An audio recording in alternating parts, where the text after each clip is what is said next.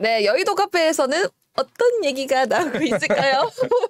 하이투자증권의 투자솔루션부 이동근 부장님 오셨습니다. 어서 오세요. 안녕하세요. 네, 안녕하세요. 네. 어텐션이라는 노래 혹시 아시나요? 아, 그럼요. 하이보이도 아실걸? 하이보이가 뭐예요, 근데? 저 그걸 몰라요. 같은 타이틀곡이에요. 같은 타이틀. 그래요? 두 분 다 아시는데 제가 모르네요. 이 의외로 주식을 하려면은요. 네. 그러니까 뭐 제 생각인데 네. 이게 이 좀 쓸데없다고 생각하는 것들을 알고 있으면은 때로는 이게 주식 투자에 도움이 될 때가 있습니다. 분명히 어느 순간에. 예를 들자면 아이돌을 그쪽 이제 그런 것도 그렇고. 그러니까 이게 뭐 우리가 그런 얘기들 많이 하잖아요. 이제 뭐 주식 투자 처음 하시는 분들한테 뭐 저도 이제 뭐 강의 같은 거 나가면 하는 얘기 중에 대표적인 게 실생활에서 가까이 있는 쪽에서 투자 종목을 찾아라는 얘기를 굉장히 많이 하잖아요. 이건 네네. 그야말로 ABC 중에 A인데 네.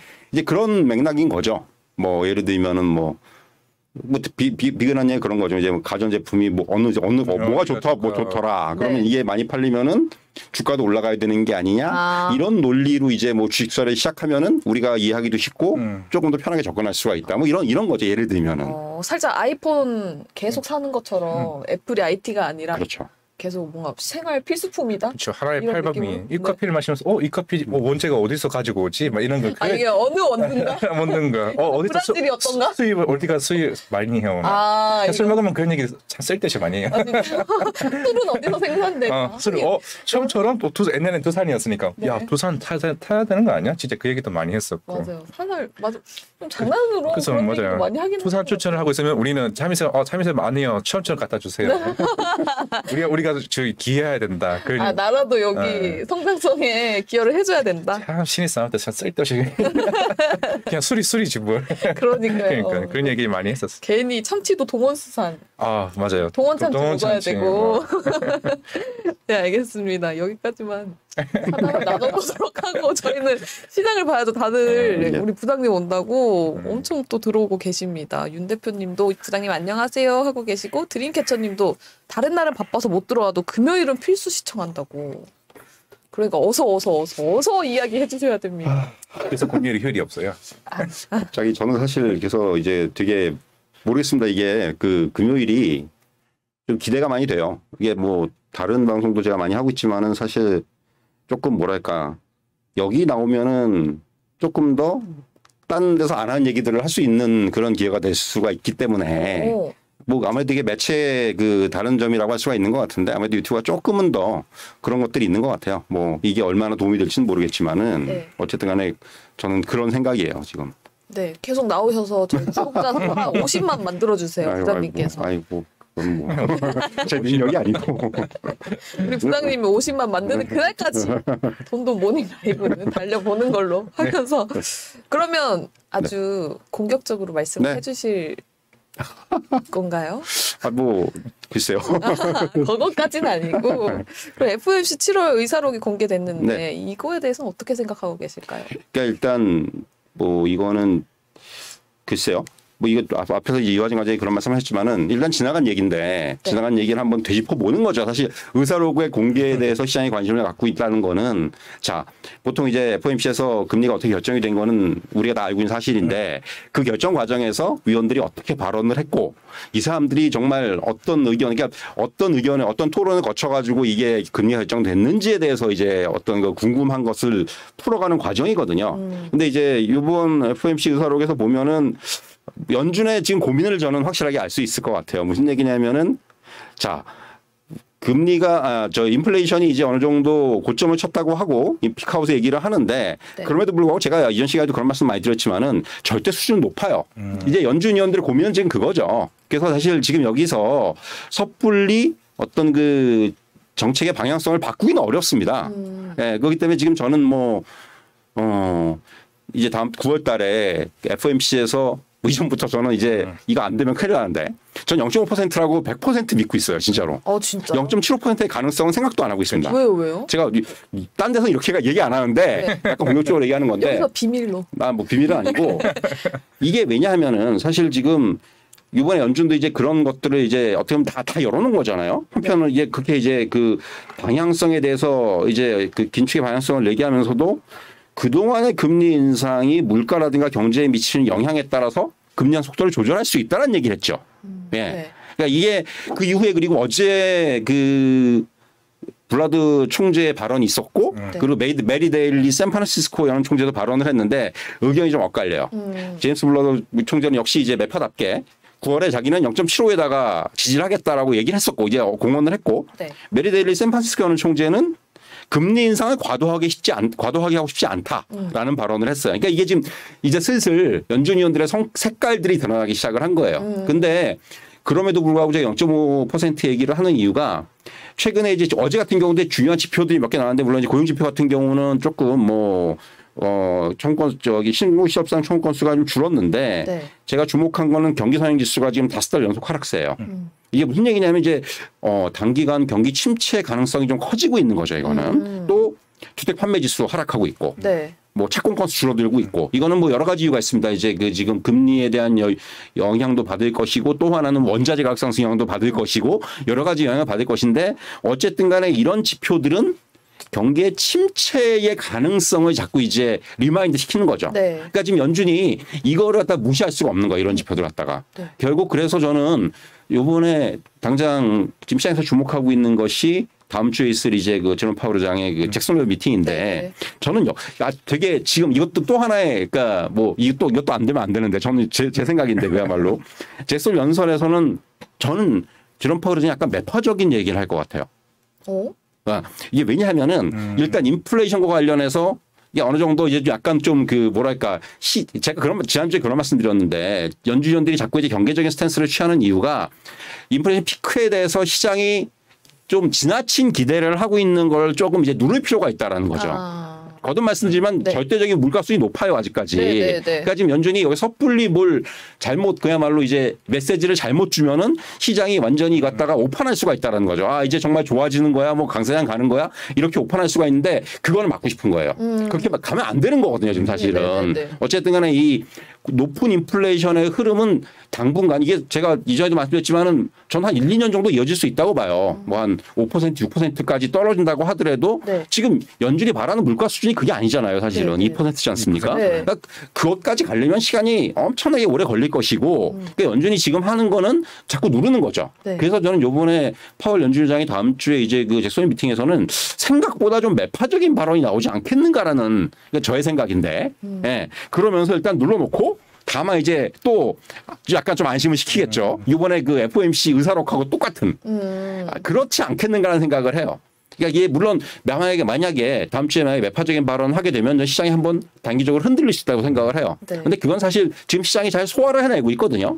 사실 어제 FOMC 의사록만 또 보면은 이렇게 어떤 그 헤드라인을 보면은 그러니까 딱 처음에 이 발언 의사록을 봤을 때 느끼는 거는 지금 연준이 여전히 매파적이구나라는 걸 느낄 수 있는 그런 거예요. 그런데 시장이 그렇게 뭐 그거에 대해서 어느 정도 뭐 이제는 그런 부분들을 소화를 해내요. 그렇기 때문에 저는 다음 주에 그 잭슨 미팅에서 뭐 안 그럴 수도 있는데 그래서 제가 이제 그 지금 뭐 예언 아닌 예언인데 약간 저는 제롬 파월 의장이 좀 약간 매파적인 스탠스를 한번 딱 던져놓지 않겠는가.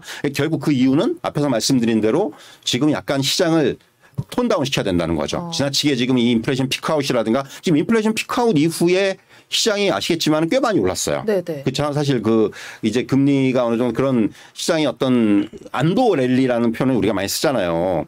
그러다가 지금 이제 미국 증시도 그렇고 우리 증시도 조금 이제 시장이 조금 이제 숨고르기의 국면에 들어갔죠. 우리 증시도 어제 그제 뭐 흐름들을 보면은 네. 근데 이제 이런 어떤 시장의 지나친 랠리보다는 이런 부분들을 좀 이제 계속해서 잡고 가는 이러한 흐름을 좀 원하지 않겠는가 결국 연준도 마찬가지고 그러니까 너무 이 지나치게 막 기대를 하고 들뜨고 이런 부분들은 저는 좀 경계를 하고 있다는 말씀 드릴 수가 있겠고요. 네. 다만 이제 그렇다고 해서 연준이 저는 이제 뭐 이전 시간에도 그런 말씀 드렸지만은 그래서 9월 50bp 또 그 이후에 한 25bp 이래가지고 연말까지 한 여기서 연준이 한 100bp 정도를 더 이제 올릴 것이다라는 얘기를 이전에 드린 적인데 그 스탠스는 변하지 않았어요 아직까지. 그러니까 전혀 뭐 그렇게 가지 않겠느냐 결국은 네네. 그렇게 생각을 하고 있고 이제 왜냐하면 지금 결국은 연준도 그래서 이제 4분기 정도면은 적어도 이제 그 금리 관련해서는 어느 정도 피크아웃을 하지 않겠느냐. 이제 더 이상 여기서 뭐 추가적으로 강하게 올리는 국면을 좀 지나지 않겠느냐는 생각이 들고요. 그러니까 지금 사실 앞에서 이제 뭐 지표들에서 이렇게 경기 침체에 대한 걱정이 좀 든다는 말씀을 드린 바 있는데 네. 단순히 미국 지표들뿐만이 아니라 앞에서 이화정 감독이 얘기했지만 지금 유럽 지역이 생각보다 너무 안 좋아요. 네. 네, 뭐 영국도 지금 그렇고 어제 이제 유로존의 CPI도 그렇고 그리고 이제 무엇보다도 유로존은 그러니까 사실 미국도 지금 금리를 늦게 올리기 시작했다는 게 문제인데 유로존은 더 늦게 시작을 했잖아요, 사실은. 네. 이게 어떻게 보면 지금 독이 될 수가 있는 거거든요. 이거는 진짜 저는 어제 이제 어떤 제가 외신에서 본 기사가 뭐냐면은 결국은 경기 침체가 전 세계적으로 동시에 경기 침체가 오진 않겠지만은 네. 일부 지역에선 경기 침체가 나타날 수 있다라는 그런 최근의 예상들이 나오고 있죠. 그러니까 미국 같은 데는 그래도 그거 갖다 어쨌든 간에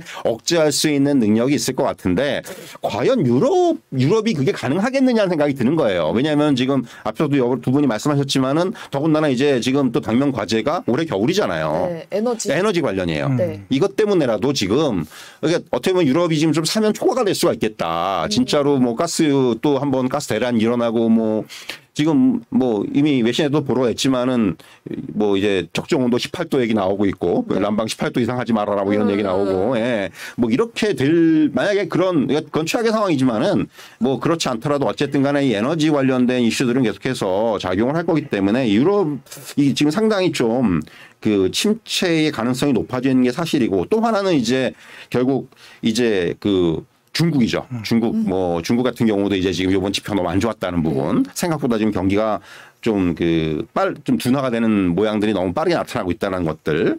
그리고 저는 또 뭐 미국 어제 노동 지표가 일단은 괜찮은데 어쨌든 간에 이게 어떤 고용시장의 추이는 좀 봐야 될 것 같아요, 미국은. 미국 같은 경우도. 지금 저는 제가 이전 시간부터 계속 말씀을 드렸지만은 고용이 지금 굉장히 지금 믿는 구석인데 그 믿는 구석이 조금이라도 흔들려 버리면은 네. 연준의 어떤 계획에 다 차질이 생겨버릴 수가 있기 때문에. 그만 믿고 있는. 그러니까 그 부분까지도 저는 다 지금 연준이 다 고려를 해야 되는 상황이기 때문에. 네. 그래서 결론은 뭐냐 하면은 앞서 말씀드렸지만 0.5를 할 수밖에 없는 게 그런 거예요. 그러니까 아주 강하게 뭐 자이언트 스텝 이런 거를 밀고 나가기에는 지금 환경이 그렇게 쉽지가 않다. 예, 그런 말씀을 드리는 거고. 물론 이제 뭐 이번에 이제 의사록에서도 얘가 나왔지만은 9월 FOMC 이전까지 물가 고용 경기 이런 지표들을 다 종합을 해서 이제 결정을 할 겁니다. 네. 하지만 뭐 저는 다시 한번 말씀드리는데 이거 50bp 틀리면 큰일 나는데 진짜 50bp 쪽으로의 가능성이 상당히 높다고 이렇게 다시 한번 말씀드릴 수 있을 것 같아요. 75bp는 이제 어느 정도는 좀 이번에 이제 이번 7월을 마지막으로 해서 그러니까 사실 뭐 우리 여정 과장은 다 아시겠지만은 사실 자이언트 스텝은 이전에 없었던 거예요. 예, 사실 이렇게 연속으로 연속으로는 더더군다나. 예. 맞다. 그렇기 때문에 이게 약간 비정상적인 상황이었기 때문에 이제는 조금은 그런 쪽에서는 정상화의 과정으로 가지 않겠는가 이렇게 말씀드릴 수 있을 것 같아요. 안 그래도 제가 어제 케비진걸 리포트를 한 3번을 읽어봤는데 이번 잭소널 미팅에서 포워드 가이던스를 폐기를 공식화 전망이다. 그러면은 9월 달에 전도표가 없어진다고 하게 되면 아까 말씀대로 그럼 시장에서 한번 가이던스가 안 주면은 안 좋은 거 아닌가? 그런 거 아닌가요, 그러면? 그렇죠. 이제 그런 거예요. 예를 들면 3번이나 읽었어요. 무슨 말인지 몰라서. 예를 들면 그런 거죠. 그러니까 이게 뭔가 시장에 좀 메시지를 주고 싶은데 여러 가지 방법이 있다는 거죠. 그러니까 뭐 저는 이제 파월 의장이 좀 약간 강한 발언을 할 수 있다고 생각을 하는 거고 또 이제 그런 식의 지금 포워드 가이던스를 없애는 쪽에 지금 얘기가 나오고 있고 그러니까 이런 것들은 시장에 약간 간접적인 메시지를 주는 거예요. 너무 경거망동하지 말아라 시장에 대해서. 너무 축배를 들지 말아라. 그러니까 지금 자꾸 미국 시장에서도 비건한 얘가 최근에 이제 나스닥 같은 경우가 이번에 하락해서 그러니까 저점에서 상승까지 거의 20%가 이상 올랐거든요. 이게 그러면서 이제 일부 언론에서 미국 일부 언론에서 이렇게 되면 다시 강세장으로 진입하는 게 아니냐라는 이런 얘기까지 나왔어요. 지금 사실 그런 국면은 아니거든요. 엄밀히 얘기하면은. 그러니까 우리가 얘기하는 베어마켓 랠리라든가 지금 빠진 거에 대한 반등은 충분히 우리가 뭐 그거야 뭐 나올 수 있는 건데 지금 반대의 국면일 뿐이지 아직 뭐 지나치게 여기서 시장을 좀 긍정적인 너무 희망적인 이런 거는 아직은 저는 조금은 그러니까 연준도 아마 비슷한 생각을 하고 있지 않겠는가 하는 생각이 듭니다. 저는 그래서 제가 뭐 앞에서 드린 말씀은 사실 그런 요지예요. 저점 대비 그냥 낙폭했기 때문에 그렇죠. 올라가는 거지 네. 뭐 확실한 모멘텀이 있었던 건 아니다. 그렇죠. 모멘텀이라고 하면은 이제 환경이 정말 최악의 상황에서 벗어났다는 부분들. 더 이상 악재가 없다. 그러니까 악재는 있는데 악재도 이제 조금씩 악재가 그 희석이 된다든가 완화가 된다든가 시장에 소화를 해낼 수 있다든가 이런 쪽으로의 해석이죠. 근데 이제 조금 또 최근에 약간 또 시장에서는 어제 그제 뭐 시장의 흐름들을 보면은 다시 이제 조금 뭐 악재들이 좀 부각되는 국면, 뭐 예를 들면 반도체라든가 네. 뭐 이런 부분도 마찬가지고 다시 또 악재가 부각되는 국면이기 때문에 결국 시장은 뭐 지금 여기서는 저는 뭐 우리나라 시장도 마찬가지고 미국도 마찬가지고 지금 여기서 뭔가 위로의 베팅을 세게 들어갈 때는 아직 아닌 것 같아요. 분명히 여기서는 좀 상황을 보면서 뭐 그런 흐름들이 아니겠는가 이렇게 말씀드릴 수 있을 것 같습니다. 네, 알겠습니다. 근데 미국도 미국이지만 중국 언급을 잠깐 해주셨잖아요. 네. 중국은 금리를 낮췄. 예. 올해를 낮췄죠. 네. MLF 금리냐. 그럼 중국이 지금 경기 침체 들어가고 있다라고 봐도 되는 건가요? 그거하고는 좀 저는 거리가 있다고 보는데 일단 7월 지표가 되게 안 좋아요. 사실 이거는 예상을 크게 벗어난 지표거든요. 이게 결국 근데 어떻게 보면 이건 단순하게 우리가 이제 해석할 수 있는 부분들은 중국은 그 락다운을 다시 한번 세게 했죠. 이제 그 영향이 지금 이제 지표로 나타나는 거예요. 결국 지금 제로 코로나를 앞세운 이러한 그 방향성이 이러한 그 지표의 부진을 가져왔고, 근데 지금 어느 정도 중국 정부 당국에서 이런 부분에 대해서 생각을 안 했진 않았을 거예요. 다만 지표가 너무 무지하게 나와버리니까 그 안 되겠다 해서 일단 지금 금리를 인하하는 거고, 다음 주 이제 그 22일 날 월요일 날 우리가 얘기하는 이제 LPR, 얘네는 이제 우리 얘기하면 기준금리입니다. 이 기준금리도 아마 인하하지 않겠네요. 이렇게 되면은 지금 MLF 낮췄지, 영래포 금리 낮췄기 때문에 이렇게 되면은 수순으로 봤을 때는 LPR도 이제 하향을 시키지 않겠느냐. 네. 결국 이제 이거는 중국 당국이 조금 빠르게 대응을 하는 거죠. 원래 이 계획이 없었던 저는 대응이라고 보는데 사실 그동안 중국이 올해 초에 아마 기억하실지 모르겠지만은 연간 경제 성장률 목표치가 한 5.5% 정도 제시했어요. 굉장히 높은 거잖아요. 네. 근데 그리고 한 4월 정도까지는 이게 어느 정도 되지 않겠는가라는 생각을 했으니까 빠르게 좀 반등을 했는데 네. 그런데 결국은 이제 이게 어떻게 보면은 그 뭐 코로나19 또 이제 중간에 재감염이라든가 이런 부분들에도 부동산에 대한 문제들, 부동산 경기가 지금 완전히 지금 중국이 네, 엄청 엄청 안 좋죠. 네. 이런 것들이 이제 겹치면서 지금 어떻게 보면은 이것도 저것도 안 되는 거예요. 중국 입장에서는 지금 경기도 좀 이제 다시 수그러들고 있고 또 뭐 고용 안정이라든가 이런 부분도 좀 제대로 좀 안 되고 있는 이런 부분들이 있기 때문에 네. 결국에 좀 상황이 중국 정부 당국도 좀 심상치 않다고 보고 그리고 이제 좀 다시 이제 부양 쪽으로 가는 게 아닌가라는 생각이 들고요. 네. 저는 그렇게 생각합니다. 일단 지금 아직 뭐 중국이 경기 침체라고 얘기하기는 조금 어렵고요. 네. 뭐 저는 말씀드린 대로 일단 코로나19에서 좀 벗어나서 빠르게 반등을 하다가 다시 결국 코로나19가 발목을 잡는 지금 이제 그러한 국면이 아닌가 하는 생각이 들고요. 결국 그 중요한 것은 저 항상 이제 그런 말씀 드리는데 중국은 공산주의 국가예요. 네, 네. 그러니까 정부가 모든 걸 할 수 있다라는 걸 바꿔 말하면은 네. 그러니까 정부의 통제가 모든 면에서 가능하다는 거죠. 그러니까 이제 이렇게 되면 중국은 안 되겠다. 왜냐하면 지금 아시겠지만 공산당 대회를 앞두고 있어요. 네. 시진핑의 3연임을 이제 여기서 공식화 시켜야 돼요. 그러기 위해서는 그 전에 뭔가 좀 경제를 다시 만들어야 됩니다. 안정화시켜놔야 돼요. 그래서 아마도 하반기로 가면서 이번에 이제 뭐 금리 인하부터 시작을 해가지고 정책 대응이 굉장히 활발하게 나오지 않겠느냐. 그러니까 네. 지금 부양책이 나온다 했는데 지금까지 중국이 우리가 기대했던 부양책이 나온 게 별로 없어요. 그냥 일상적인 것밖에 없었거든요. 그런데 이렇게 되면 조금 어떤 그 부양책의 강도라든가 네. 속도라든가 이런 게 조금 더 빨라질 수 있지 않겠는가 하는 생각이 들어요. 그래서 사실 저는 뭐 이 중국은 또 앞서서 말씀드렸지만 얼마든지 이런 부분을 갖다가 좀 통제가 가능한 그런 사회이기 때문에 네. 뭐 이제 당국의 의지가 어느 정도 작용을 할 수 있는, 다만 이제 이 부분에 있어서 걸림돌은 부동산이 아직까지 굉장히 부진하다는 거. 이게 쉽게 살아나기가 뭐 이게 아시겠지만 부동산 경기가 한번 죽었는데 이게 살아나기가 쉽지가 않거든요. 네, 네. 이런 부분들, 그리고 이제 또 하나는 결국 코로나19 확산세죠. 그러니까 결국 중국은 지금 자꾸 어떻게 보면 중국이 경기를 확 돌릴 수 있는 간단한 방법은 제로 코로나를 포기하는 건데 네. 절대로 안 할 겁니다. 그거는. 왜요?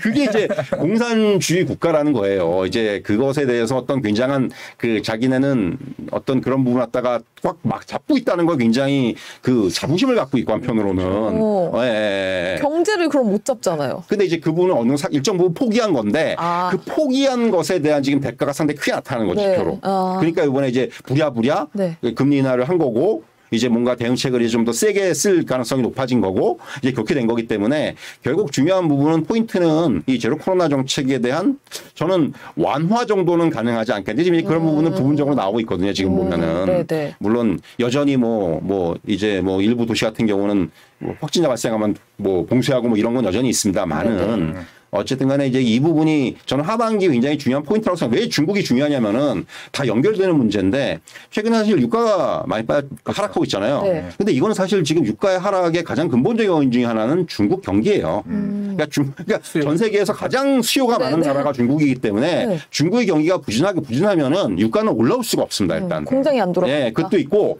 그러니까 기름을 이게 안 쓰면 안 쓰는 그러니까 이 소비량이 줄어들기 때문에 네. 그만큼 유가는 올라올 수가 없어요. 그래서 사실 지금 이게 굉장히 악랄의 칼 같은 건데 유가가 하락하는 부분에 대해서 어떤 그 인플레이션이라든가 물가의 측면에서 상당히 긍정적이에요. 그런데 한편으로는 이게 그만큼 중국을 비롯해서 경기 침체의 어떤 시그널이 될 수가 있다는 거예요. 유가가 지나치게 하락한다는 부분은. 그렇기 때문에 이게 상당히 이건 우리가 접근을 잘해야 한다는 거죠. 마냥 좋아할 수만은 없다는 거예요. 지금 유가가 뭐 WTI가 이제 $90 밑에서 움직이고 이런 것들이 물론 물가의 측면에서 이번에 결국 인플레이션 피크아웃에 대한 얘기가 나오는 것도 유가가 안정화가 되기 때문이에요. 네. 근데 하지만은 또 다른 쪽에서 봤을 때는 이거는 또 한편으로는 경기 침체의 신호가 될 수 있다는 점에서는 이거는 반드시 그 두 가지 면을 다 봐야 된다는 거죠.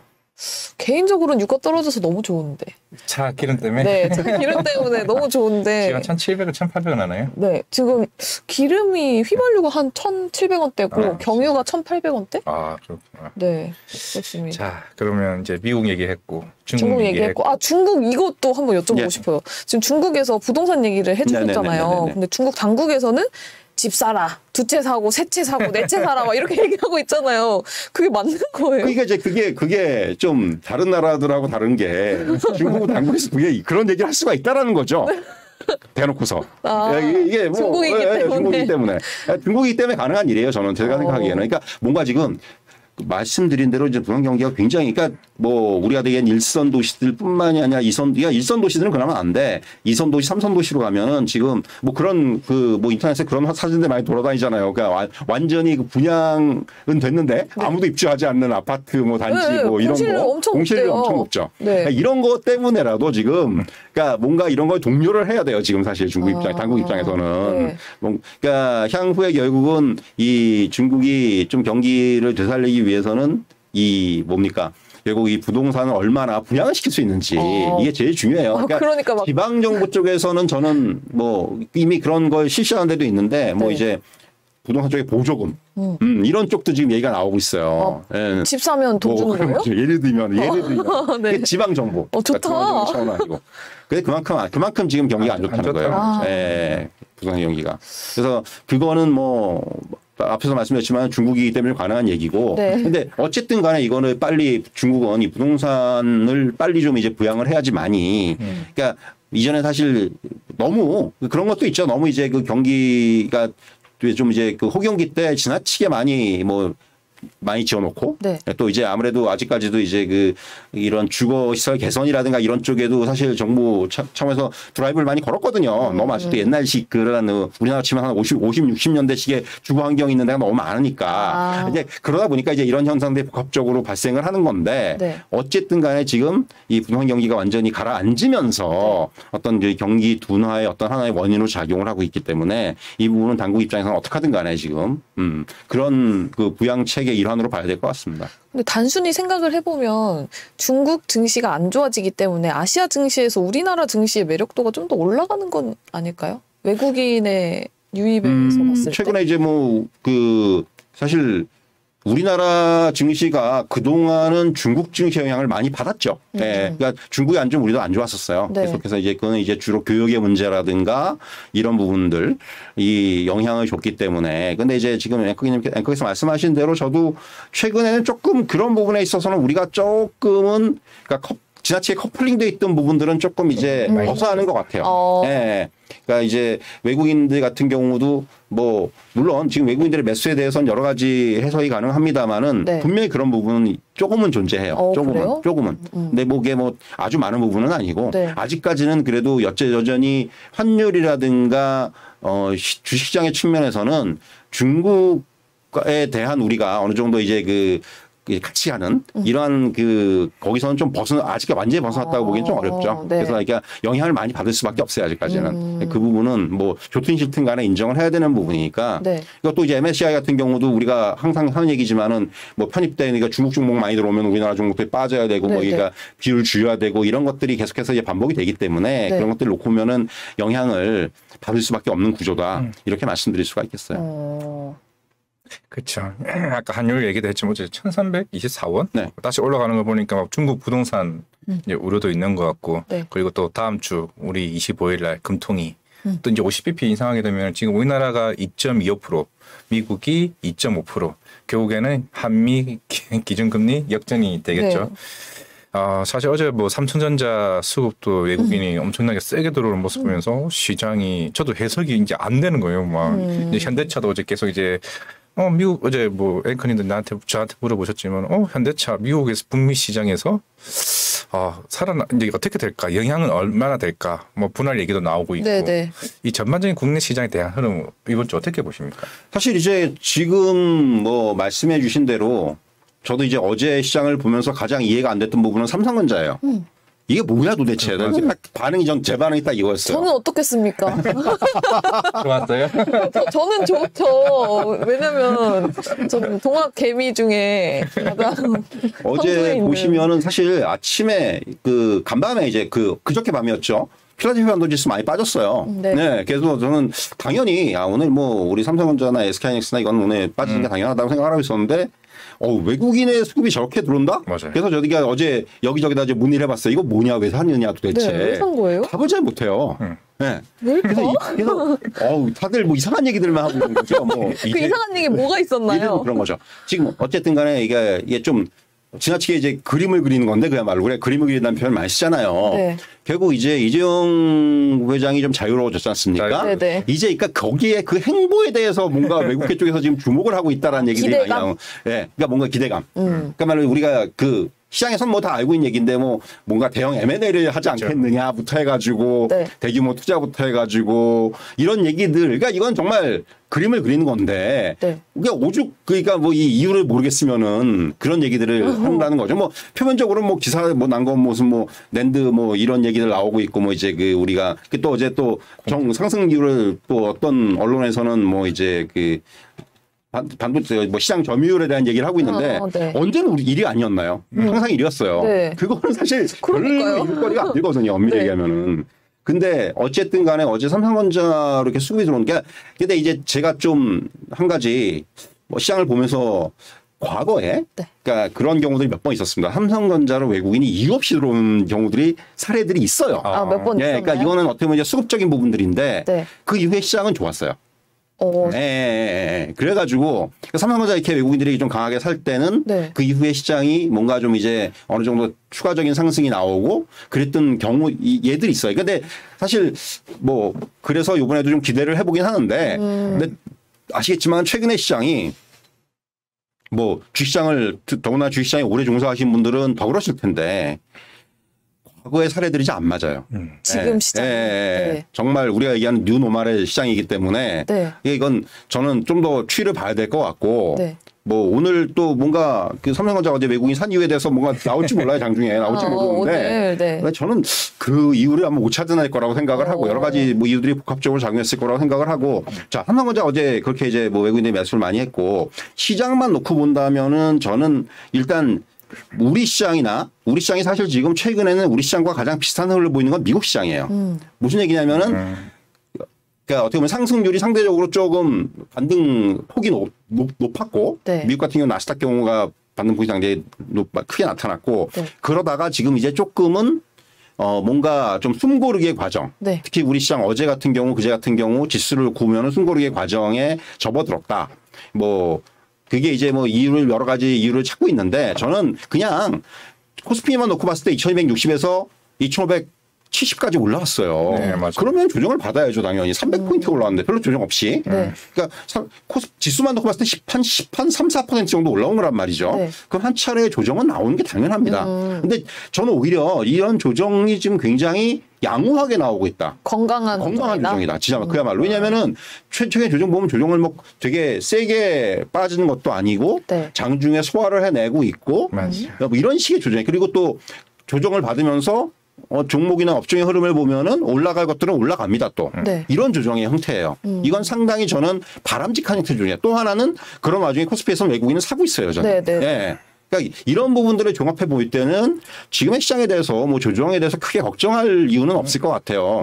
다만 이제 여기서 만약에 추가적으로 지수가 코스피 지수가 더 올라가기 위해서는 네. 뭔가 그야말로 모멘텀이라는 부분이 필요한 것이고 네. 뭐 또 추가적으로 시장 상황이 더 좋아지는 부분들도 좀 필요한 것이고 이런데 아직까지 그거는 조금 저는 퀘스천 마크다. 아직까지 그거는 조금 두고 봐야 된다. 그러니까 무슨 얘기하면 여기서는 좀 저는 당분간은 좀 우리가 얘기하는 지수의 횡보 형태가 나타나지 않겠느냐. 한 뭐 2,500을 전후해서 지수의 횡보 형태가 나타나면서 뭐 지난주에도 그런 말씀드렸는데 장은 이 지금 같은 형태의 장 우리가 이제 개별장이라고 그러잖아요. 개별 장세는 굉장히 연장이 될 것 같아요. 네, 네. 보면은 이제 업종들의 부침들, 등락들 이런 것들이 계속해서 반복이 되면서 또 그런 와중에 어느 정도 시세를 굉장히 어느 정도 다 회복하는 종목 업종들도 생길 것이고 네. 또 이제 반면에 또 이제 그만큼 못 오른 쪽에서는 이제 키맞추기 그런 흐름들도 계속해서 나올 것이고 네.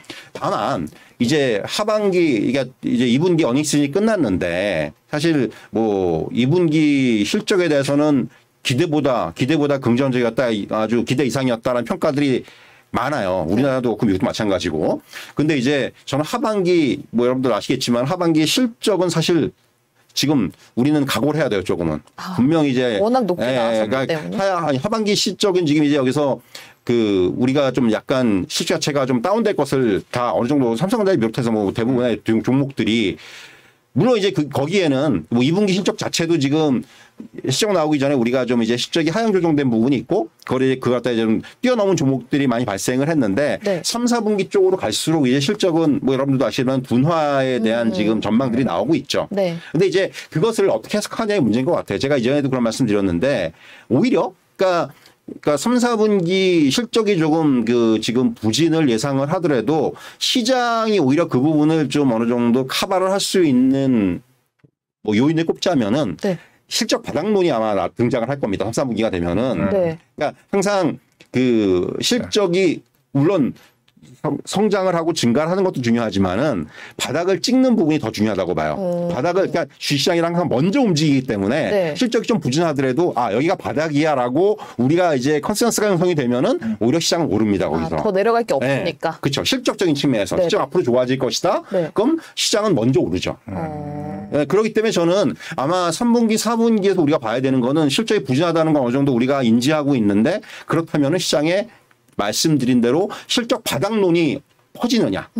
그러니까 그러니까 결국에 해석이 나름인 건데 네. 그것들이 안 좋게 해석할 수도 있지만은 보통 일반적으로 실적 바닥에 대한 그러니까 그런 부분들이 어느 정도 인식이 공감대 형성이 되면은 시장은 그렇게 나쁘게 움직이진 않아요. 네, 이제 오히려 이제 저는 그래서 3분기, 4분기에 우리가 좀 주목해야 되는 부분들은 그런 것들이 아니냐 이렇게 말씀드릴 수가 있겠고요. 또 하나는 단기적으로 봤을 때는 결국은 이제 시장이 여기서 앞에서도 이제 지수가 조금 횡보가 예상이 된다는 말씀을 드렸었는데 그렇다면 이제 개별 장세가 좀 이어지고 이런 부분들이 좀 더 본격화되기 위해서는 시장의 주도주가 등장할 수 있는지 여부예요. 네. 그러니까 제가 지난주에도 그걸 말씀드렸는데 네. 일주일 동안 주도주를 못 찾았어요. 네. 없어요 아직까지도. 찾으면 갖고 오신다고 하셨는데. 주도주는 없어요. 지금 아직까지도 주도주가 등장하지 않고 있어요. 네. 뭐 지금 여러 가지 얘기들 뭐 태조이방원이니 뭐니 얘기들 많이 나오잖아요. 이제 뭐 세종대왕은 누가 될 거냐 막 이런 얘기도 하더라고요. 얘 지금 그런 얘기들이 많이 나오는데 결국 그것도 그냥 조금 나오다가 말아요. 보면은 또 얘기 또 바뀌고 있고 뭐 네. 점점 복잡해져요. 이 단어들이 복잡해져가지고 도저히 이게 외우지도 못하겠던데 자꾸 이런 얘기들이 나오는 걸 보니까 그러면 주도주가 없는 거예요.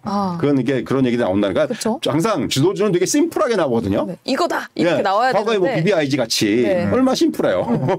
이런 식으로 좀 이게 근데 지금 아직까지 시장은 주도주를 찾는 작업을 하고 있는데 네. 이게 딱히 뭐가 딱 튀어나오지는 않고 있다. 이런 말씀 드릴 수가 있겠고요. 이게 역설적으로 봤을 때 주도주가 등장하지 않는다는 부분에서 네. 이런 지금 같은 장이 굉장히 오래 갈 수도 있다. 이런 진짜 막 순환매 종목별 장세 네. 이런 데 상당히 오래 갈 수도 있다. 이런 말씀을 드릴 수가 있을 것 같고요. 사실 근데 지금 아마 느끼시겠지만은 뭐 이런 것들을 따라다니면서 매매하기는 어려워요. 예, 어려워요. 차라리 뭐 제가 그래서 이제 저한테 이제 이런 물어보시는 분들한테 하는 얘기는 차라리 빠질 때 사라. 빠지는 그러니까 지금 시장 중심에 있는 것들. 네. 그러니까 적어도 시장 중심에 벗어난 것들은 조금 소외가 돼 있으니까 중심에 있는 것들 있지 않습니까? 네. 우리가 얘기하는 뭐 2차전지가 됐건 무슨 뭐 태양광? 바이오가 됐건 뭐 태양광 풍력이 됐건 이런 것들은 이제 지금 보면 흐름을 보면 쉬었다가 또 시세를 내고 쉬었다가 이런 흐름들이 반복이 돼요. 계속해서 그 안에서 네. 매죠. 그러니까 결국은 이 쉴 때 살 수 있는지 여부가 지금은 수익률을 결정하는 중요한 변수가 될 수 있을 것 같아요. 근데 보통 일반적으로 투자자분들께서 쉴 때 못 삽니다. 네. 올라갈 때 따라 사죠. 올라가는 거 예, 그렇습니다. 보통 꼬리 일반적으로. 쫓아갑니다. 머리로 갈 종목을 사야 되는데 자꾸 꼬리 쫓아다니다가 저처럼 피봅니다, 여러분. 보니까 지금 동시효과에서 현대모비스가 어제 물론 공시를 했지만 와 11% 지금 동시효과예요. 그러면 이제 아까 현대차도 얘기했고 네. 이제 모비스도 한번 시간 좀 됐는데 한번 이쪽으로 한번 얘기 한번 해주시죠. 이게 사실 왜냐하면은 지금 현대차에 대해서 어제 저도 고민을 많이 했어요. 근데 이게 결국은 굉장히 지금 악재로 부각이 됐잖아요. 그 미국의 그 인플레이션 감축 법안이 악재로 부각이 됐는데 그 이전에 이제 모비스 관련된 이슈도 있었고. 근데 이제 우리가 먼저 현대 모비스부터 말씀드리면 현대 모비스와 관련해서 저는 시장이 조금 너무 과민 반응을 보였다는 생각이 들어요. 뭐 기업 분할하는 거는 그러니까 기업 분할에서 지금 시장이 트라우마가 있어요. 트라우마 있어. 네. 무조건 안 좋다. 네, 무조건 안 좋다. 근데 이거는 결국은 어떻게 보면은 여러 가지 포석이 섞여 있는 거예요. 지배 구조도 어느 정도 부각이 되고 또 하나는 결국 현대차 입장에서는 앞으로 이제 전기차 수소차 쪽으로의 이제 어떤 확실한 이제 사업 구조를 변경시키는 데 있어서 모비스를 이제 이런 식으로 좀 분할을 해서 그리고 이제 하청업체들하고 같이 이제 묶을 거예요. 하청업체들 갖다 이제 인수를 하면서 이제 묶어가지고 확실하게 이제 플랫폼을 갖추겠다라는 거거든요. 네. 이거는 사업의 방향성에서는 당연히 해야 되는 거예요. 다만 이것이 이제 기업 분할이라는 그런 입장이 섞이면서 주가에 이제 부정적으로 작용하는 건데 네. 저는 뭐 장기적으로 봤을 때는 현대모비스는 오히려 이렇게 기업 분할을 하는 것이 회사의 입장이라든가 어떤 주식의 가치 입장에서는 플러스 요인이라고 생각을 해요. 그래서 이게 뭐 지금 단기적으로 좀 흔들리고 있지만은 네. 이 부분이 뭐 장기적으로는 이거는 훨씬 더 베네핏으로 돌아올 수가 있다라는 말씀 드릴 수가 있을 것 같고 이제 지금 결국은 그 인플레이션 감축 법안 관련해서 그런 얘기들을 많이 하죠. 그렇다면은 결국 이제부터는 관건은 누가 미국 내에서 빨리 공장을 지어가지고 빨리 생산할 수 있는 능력이다. 이 폭스바겐은 선언을 했어요. 당장 지금 미국에서 라인 빨리 지금 가동시켰다고 선언했죠. 그러니까 지금 현대차 기아차의 문제가 아니고 네. 전 세계 그 전기차 업체 똑같은 미국에서 생산하는 업체도 없어요. 별로 네, 사실 네, 지금 네. 찾다가 그렇기 때문에 지금 글로벌 그 완성차 업체들은 결국 이제부터 속도전인데. 네. 자, 속도죠. 그러니까 빨리 하는 것도 중요한데 제가 이제 이전 시간에도 그런 말씀을 잠깐 드린 적이 있는데 약간 이건 기대감이 섞인 얘기이기도 해요. 미국이 과거에도 이런 뭔가 규제 법안이라든가 다른 나라들의 이해관계에 얽힌 법안들을 통과시키거나 뭔가 이제 조항을 신설을 하거나 이럴 때는 일단 그 가이드라인을 굉장히 타이트하게 정해놓습니다. 네. 이거 안 돼, 이거 안 돼, 절대 안 돼 정해놓고 그 다음에 시간을 두고 예외 규정을 만들어요. 동맹국들한테는 이 예외 규정을 적용을 한다. 뭐 어느 나라한테는 적용한다. 또는 이거에 대해서 약간 완화를 시키는 뭐 이런 부분에 있어서 별도의 어떤 조항을 만들거나 네. 이런 식의 사례들이 과거에 굉장히 많았어요. 그러니까 저는 이것도 하나 제가 예언이라면 예언인데 네. 이번 그 인플레이션 감축 법안 관련해서도 저는 이런 그 예외 규정들이 향후에 나올 거라고 봐요. 이제 내년에 이제 이게 시행이 되는데 결국 지금 이렇게 되면은 뭐 어떤 나라든지 간에 지금 다 발등에 물이 떨어진 거거든요. 네네. 그러면 이제 그 각국에서 이제 로비가 엄청나게 들어갈 것이고 그 미국은 또 이 로비스트의 천국이잖아요. 네. 이게 어느 순간에는 그런 부분들이 공론화가 될 거고 그러면은 미국도 이제 모든 얘기는 취하고 저는 이런 그 예외 조항들을 좀 만들지 않겠느냐. 이전에도 그랬어요. 모든 뭐 이전에 관세 관련돼서도 마찬가지였고 네. 이런 부분들이 다 그랬기 때문에 저는 그 부분에 조금 더 기대에 걸고 있고 또 하나 앞에서 말씀드린 대로 이제는 그렇다면 이제 미국에서 이미 지금 우리나라 같은 경우도 뭐 생산하겠다는 계획들은 세워놓고 있는데 네. 이제 시간이 좀 뭐 2025년 이런 얘기를 했는데 이게 대폭 앞당겨질 수가 있는데 한 1, 2년 다 앞당기는 거죠. 라인에 갔다가 빨리 갖다 증설을 하고 네. 이게 아주 불가능한 얘기는 아니거든요. 네, 네. 물론 이제 거기 뭐 중간 이게 뭐 여러 가지 해결될 문제는 있겠지만은 어쨌든 지금은 이제 그런 방향으로 갈 거고 그래서 지금 일단은 그런 그 상황의 추이를 좀 봐야 될 것 같아요. 어제도 현대차원에서 저한테 물어보신 분들이 굉장히 많은데 네. 저는 그래서 지금 뭐 섣불리 주가가 뭐 이렇게 막 급락을 한다면 모르겠는데 어제 같은 경우에는 한 2%대 빠졌어요. 일단 조금 낙폭은 좀 진정이 되고 있죠.